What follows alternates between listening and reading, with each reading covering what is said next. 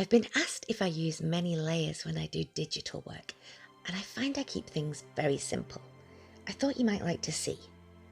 I use a drawing app called Artflow.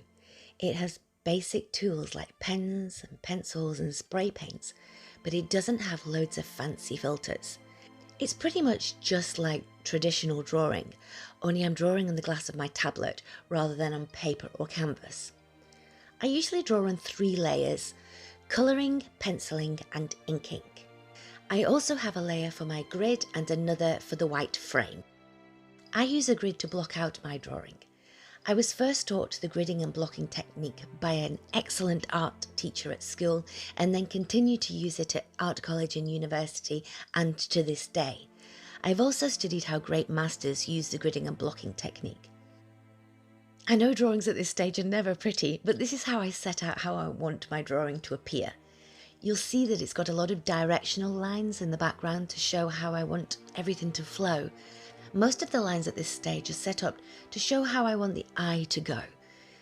And here you will see how the arm creates a strong line which draws the eye up, and then the curve of the hood draws the eye round and spirals to her face. Strong directional lines, flow, flow, flow to her face.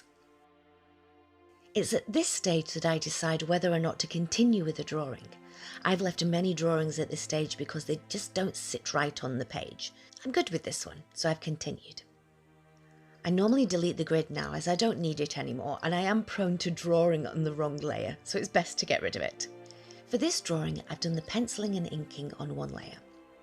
That's the penciling and that's the inking. I hope the difference is clear. Oh, it's a little clearer here. On the left-hand side is the pencil and the right is the ink. My pencil lines are loose and expressive, and my inking is precise. I like to leave both in my drawings. Once I'm happy with this stage, then I start to colour it in. For some of my drawings, this inking stage lasts for weeks, but this one was pretty quick and basic. It tends to come to life when I colour it in. And I do love a white border, as it does make things look a little neater and tidier. Do you want to see the colouring underneath my inking? Just the colour on its own. No one ever sees this because it can look really spooky. Okay, I'm going to show you. Now you can see I used transparent layers to colour with. If I add my grid back, you can see underneath because I build up colour with lots of transparent layers. I use a chalk tool to colour with, but it looks like paint, and dropping the transparency means I can layer it up just like I can with oil paint. So when I'm talking about painting in layers now, it's in the traditional sense of the word. I layer the paint up to make it darker.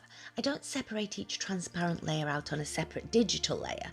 I just treat it like it's oil paint, layer after layer. You can see how I used layers of transparent paint one over the other to create subtle skin textures. It's dots of small transparent paint layers, one over the other, over a base layer of subtle colour shifts. Here's my skin tone palette. There are lots of faded blues with contrasting warm peaches and oranges. There are lavenders and blues in shadows and reflected light. So in the end, I usually have 3 drawing layers and a frame. And there she is.